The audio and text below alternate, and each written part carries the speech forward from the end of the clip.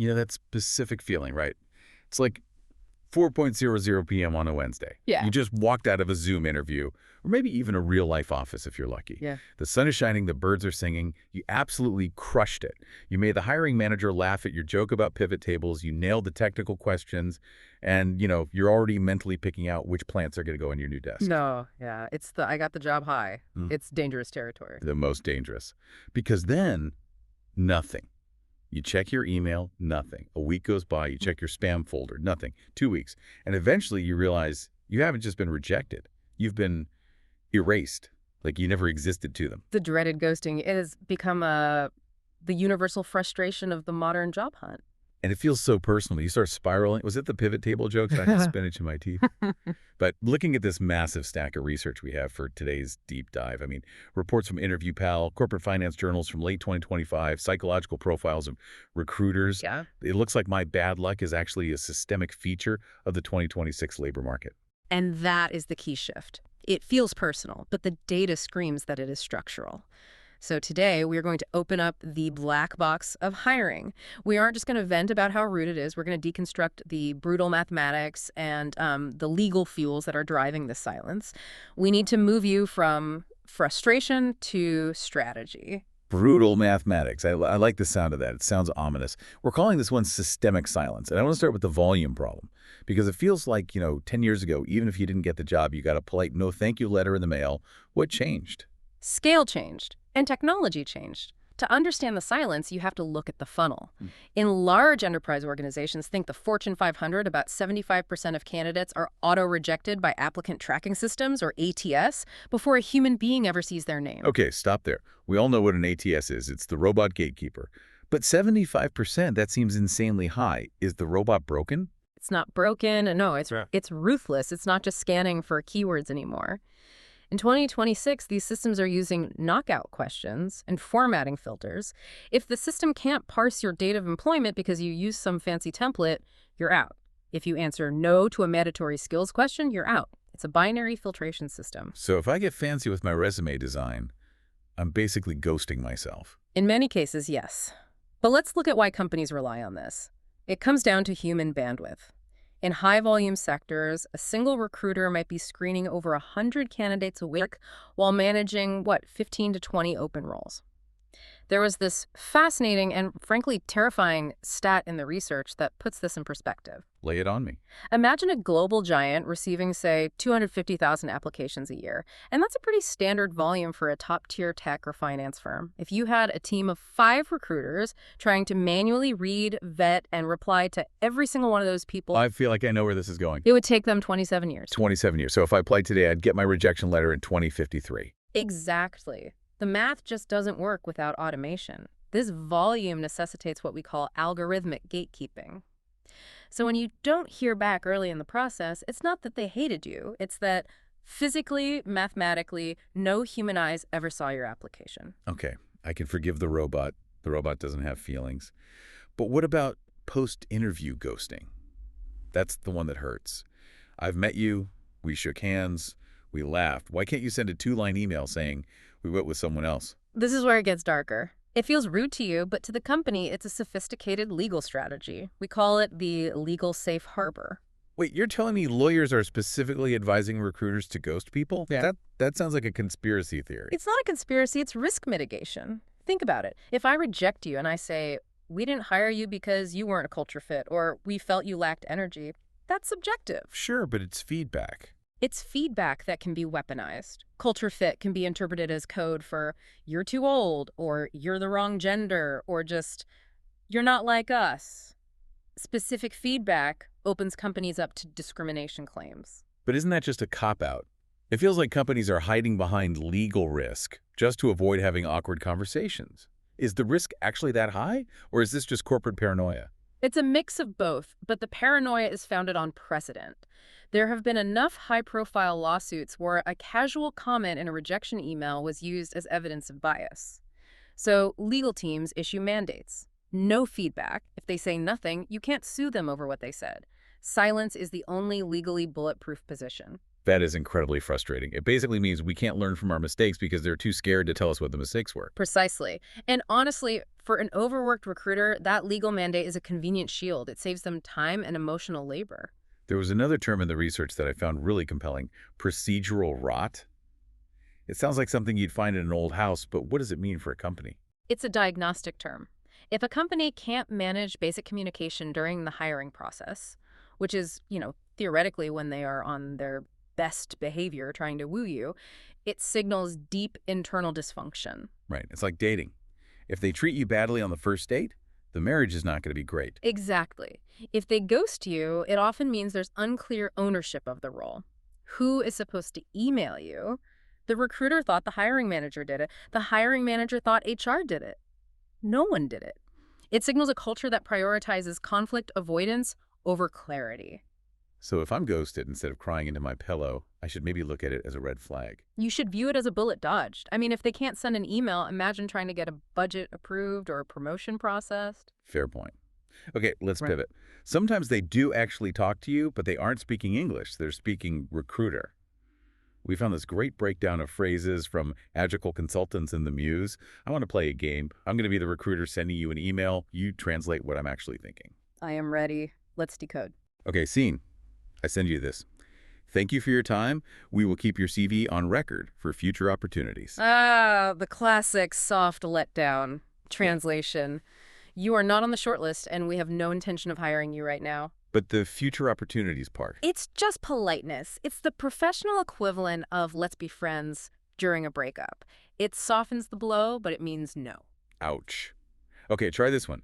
You ask for an update, and I say, we still have a few more candidates to speak with. Now, this one is nuanced. This is what we call strategic limbo. Strategic limbo. Yes. It means you're good. You might even be great.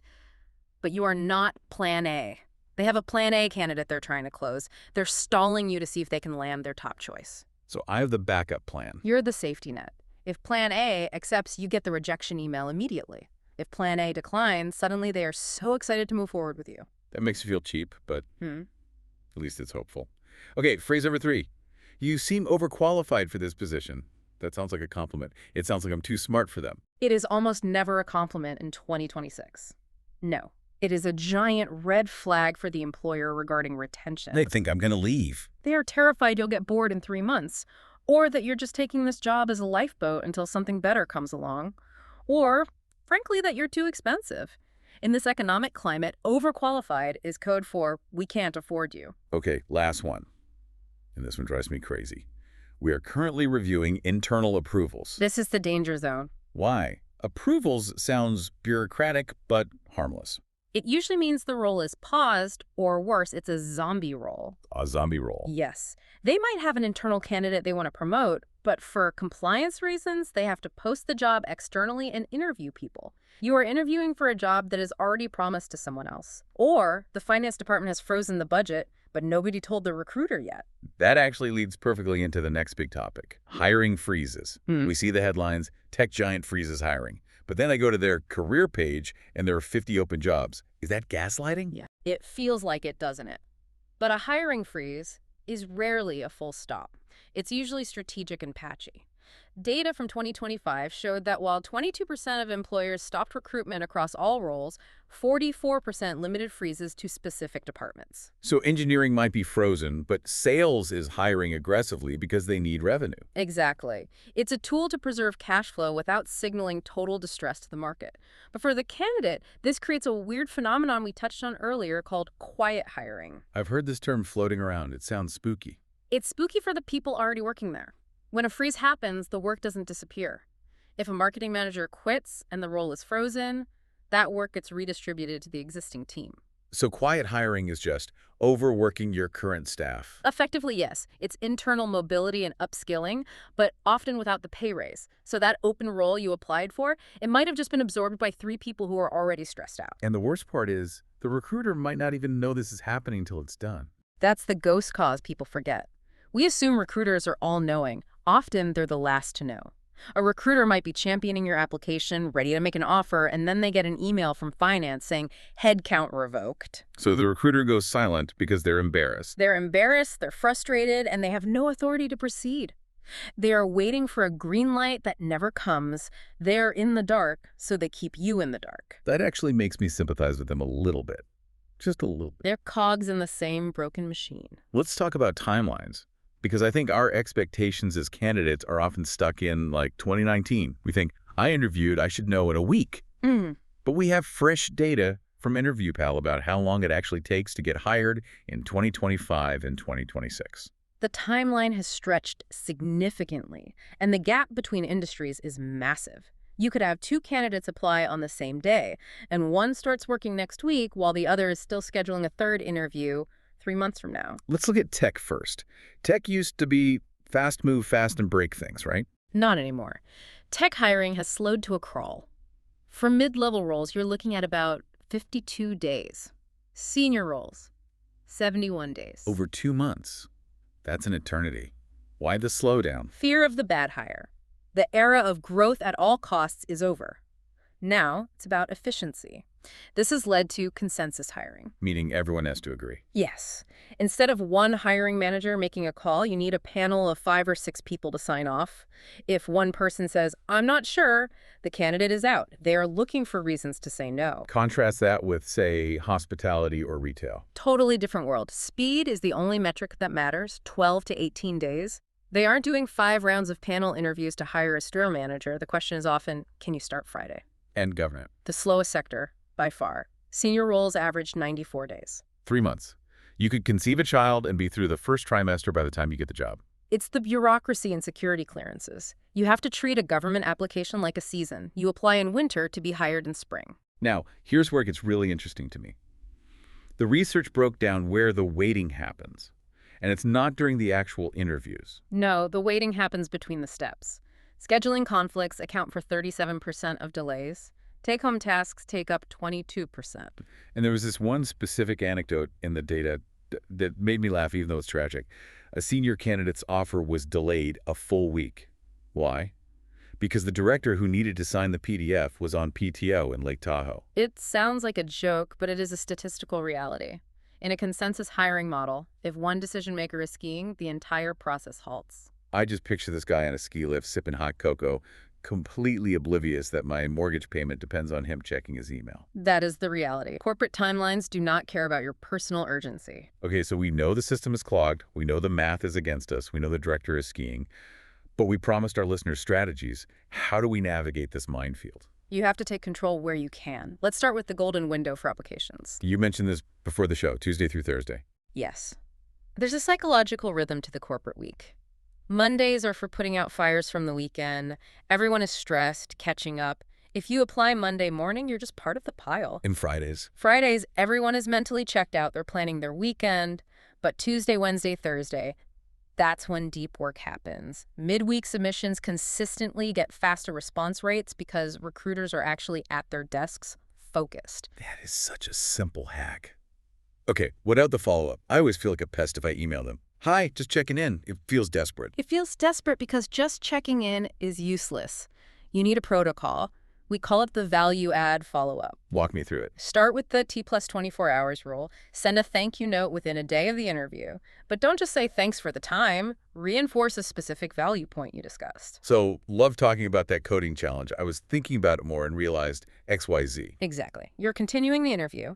Then give it 5 to 7 days. Send a polite inquiry about the timeline.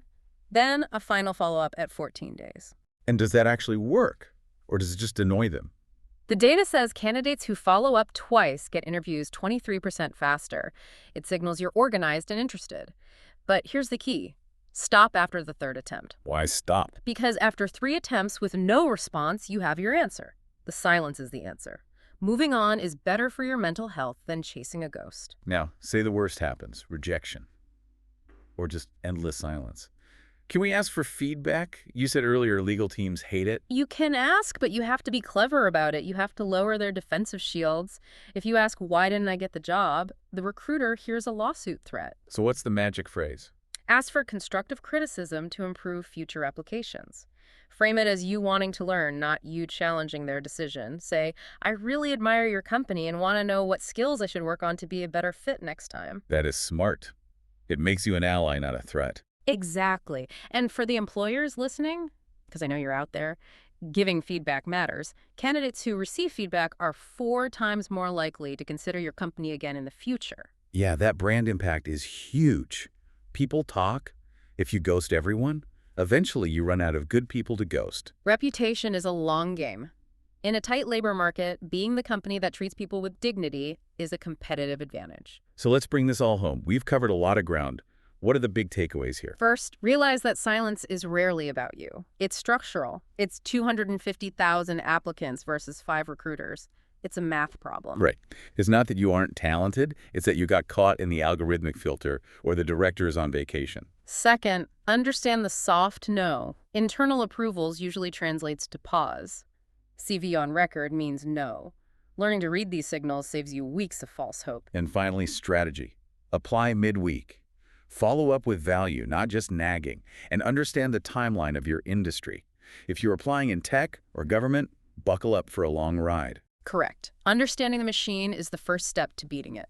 And if you do have an interview or a big career moment coming up and you feel like you need some tactical, one-on-one support for these high-pressure situations, w.r.a.c Career Services offers comprehensive interview performance coaching.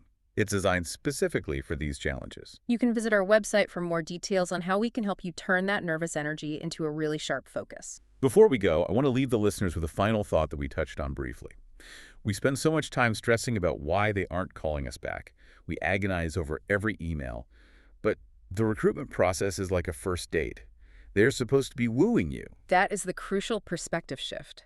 If a company treats you with silence, vague updates, and disrespect during the recruitment process when they want you, what does that tell you about how they will treat you once you're an employee? If they can't manage an email, they probably can't manage your career. Sometimes being ghosted isn't a failure, it's a bullet dodged. Couldn't agree more. Sometimes the trash takes itself out. Keep learning, keep applying, and good luck with the search. We'll see you on the next deep dive.